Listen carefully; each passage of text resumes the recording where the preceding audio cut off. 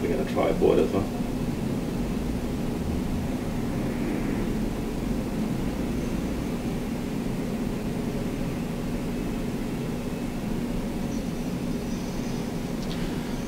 And Mr. Caines, thank you very much for your time today. We'll lead off with OBA MP Leah Scott recently issued a statement asking where are the jobs and economic opportunities from Fintech, and suggesting that government should provide a report. Your response to that statement? Government would be happy to provide a report with reference to the Fintech opportunities. But let's just start at the beginning, because I think it's important to give context and give texture to the Fintech environment in Bermuda. As you would know, last November, the government told the people of Bermuda that we're going in to look at the Fintech space. In January, we went to the World Economic Forum in Davos, and we didn't have a clear plan at the time. When we came back in the middle of January from the World Economic Forum, we met about 14 people from all over the world, and we went to the Bermuda Business Development Agency, and we sat at the Bermuda Business Development Agency, and we whiteboarded a plan for Bermuda. So these were industry stakeholders, these were general enthusiasts and Fintech enthusiasts from all over the world, the staff with from the Bermuda BDA, men and women in law and the blockchain from Bermuda, and we sat at the BDA headquarters and we put together a Fintech plan. The key part of the Fintech plan last January was to make Bermuda the center of the regulatory center for Fintech in the world. Why is that important? We knew that a number of people that were in this space, which is a nascent or a new space, were getting into the blockchain, learning about cryptocurrencies, and we wanted to make sure that, number one, we preserved the reputation of Bermuda as a #1 business jurisdiction all over the world. It's interesting reading the deputy opposition leader's comments about Fintech. Let me share with you why. The first criticism was that we are moving too fast. How can the government focus on all the other pillars in our economy, and we're doing so many things so fast? Is it being thought through? Are they dotting the I's and crossing the T's? Is the government protecting our global and international relationship? I find it very interesting that 3 months later, they're now asking, where are the jobs? Well, let's just look at this thing. Let's look at Fintech and let's do it systematically. Over the last 6 months, we've passed 3 pieces of legislation. ICO legislation, which governs how money is raised through initial coin offerings. Number 2, the Digital Asset Business Act, that governs cryptocurrency exchanges or token exchanges. And it puts the law in place. That is something that was penned by the Bermuda Monetary Authority, and amendments to the banking legislation. Since that time, Bermuda has literally gone from not having anything in this space to being the first country in the world to have legislation drafted in the Fintech space. This was not only consulting, this was talking to key people, this was meeting with the drafters, and this is going through the legislative process. Now it is indeed law. That is really significant. That is now in place, and that has been in place for the last 3 months. What we've done in the last 3 months, and this is going to the question, where are the jobs? What we've done in the last months, we put the first layer down, the most important layer, that's the regulatory piece. Now, as you know, people are saying when companies come to Bermuda, what is the key component? Is making sure we're getting the right companies in Bermuda, making sure that we're going through the KYC, Know Your Customer, and AML. The KYC, Know Your Customer, AML, the anti-money laundering piece. Those 2 pieces are some of the key pieces when you're looking at bringing Fintech companies in Bermuda. There is elements of it that have to go to the registrar of companies. They have to choose their corporate service provider. There are a number of elements to go that are in place. Thus far, we have 38 companies that have incorporated in Bermuda. A pipeline of over 50 companies that are interested in coming to Bermuda. We've seen over 130 visits to the 130 visits, in other words, 130 companies, 130 visits with people coming to Bermuda in the Fintech space, and over 50 companies. So let's go back in the beginning. We have approximately 38 companies that have finished the incorporating process in Bermuda.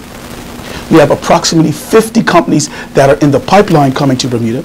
Over the last 6 months, we've seen 130 visits to Bermuda by over 50 companies. Yes? Anyone that knows anything about business, there are stages that you go through before you get boots on the ground. We understand that ultimately for Mr. and Mrs. Bermuda, they want to see the benefit of having boots on the ground, people in our economy. We're saying that what we're seeing now are the green shoots of people coming to Bermuda. It's a systematic approach. And we believe that people are not only, they're seeing and learning about Bermuda in the fintech space for the first time, many people are learning about Bermuda for the first time. And what we're saying is we're using a systematic approach to get to boots on the ground. The first part is putting in the legislation.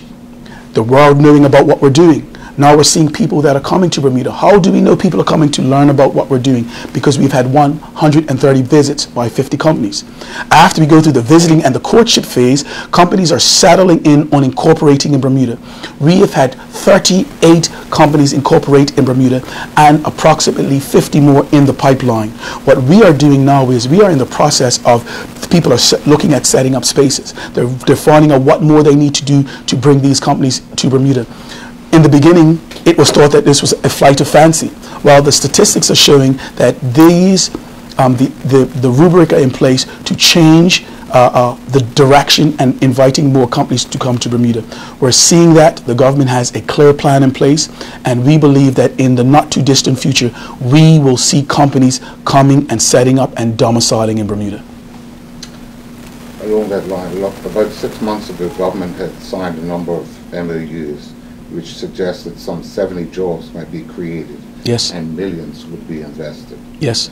What sort of timeline for some of these things to come to fruition? The MOUs were a clear understanding that companies were showing that, number one, that they understood where we were, that they had clear indicators that they were coming to and interested in setting up in business. And this is indeed still a work in progress. Many of them, if they are an ICO, they're going through the ICO incorporation phase, i.e. the due diligence phase. Some companies are waiting for the banking piece.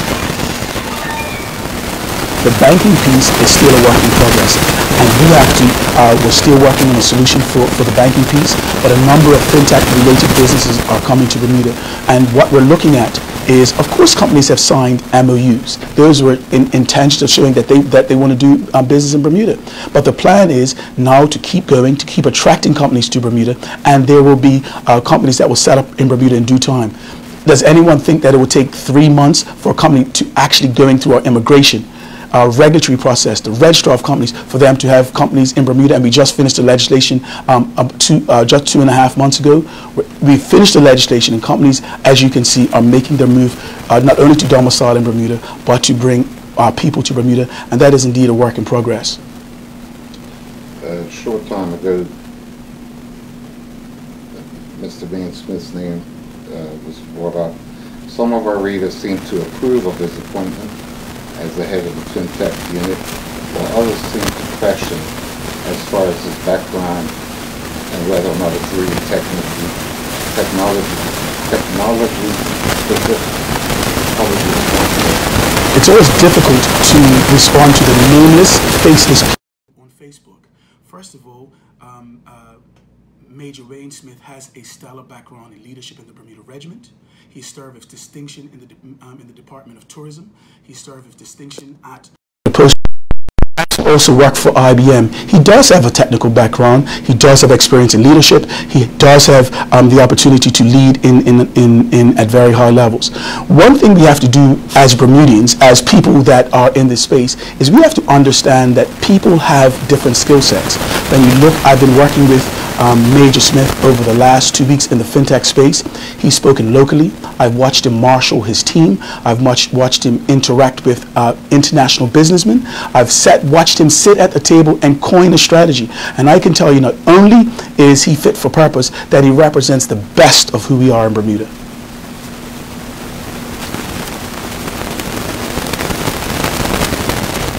RFP was issued from government to create a fintech co-working space.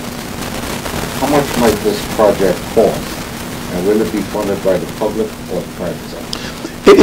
It will be a public-private partnership. We're still in the final phases of, obviously, the RFP went out, and so we're looking at what it will cost in the end. So the ultimate cost is still indeed a work in progress, because it's being scoped out. So let's just understand what the co-working space is.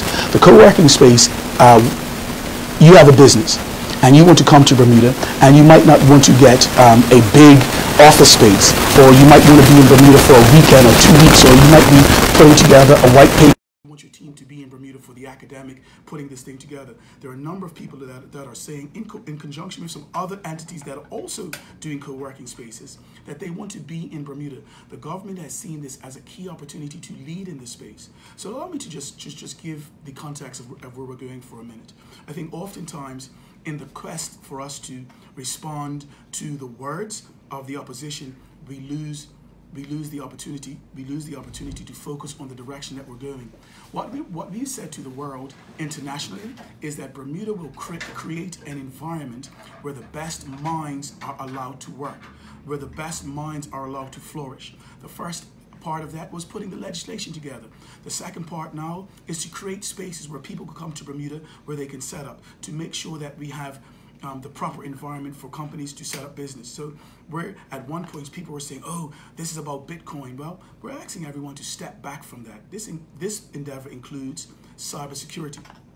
It includes data storage. It includes coding. It includes digital. It includes med tech. It includes reg tech and insure tech. There are so many different avenues that this allows for Bermuda to be playing in a different space.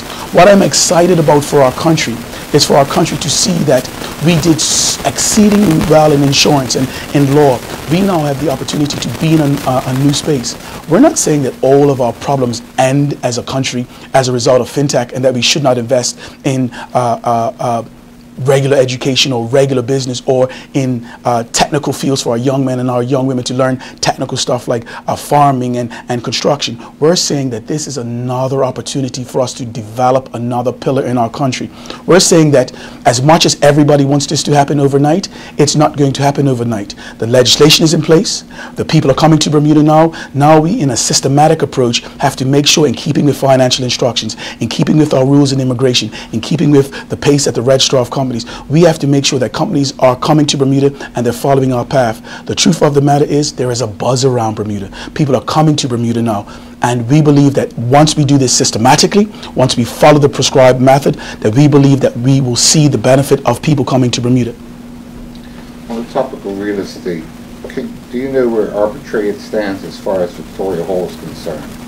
They had mentioned back in July that they were hoping to close the sale in a couple of weeks. I do not. For our last question, what are some of the key things that you think the Bermuda public should know about the fintech space? The fintech space is actually a work in progress. It is an opportunity for the people of Bermuda to look at a developing business model, a developing entity, i.e. through business, through technology, through entrepreneurship, and is an opportunity for a country that is specialized in regulation, for a country that has a very balanced economy, has a very balanced society. It's an example for us to show what we do very well around the world and to develop a new part of our economy. It's not going to end all of our problems, but it is an opportunity for us to do something new. We can't sit on our hands and just say these are our challenges. We believe that the fintech, developing fintech is an opportunity for us to indeed show the world that we can indeed punch above our weight. I think a key part in having the conversation around fintech is the education piece.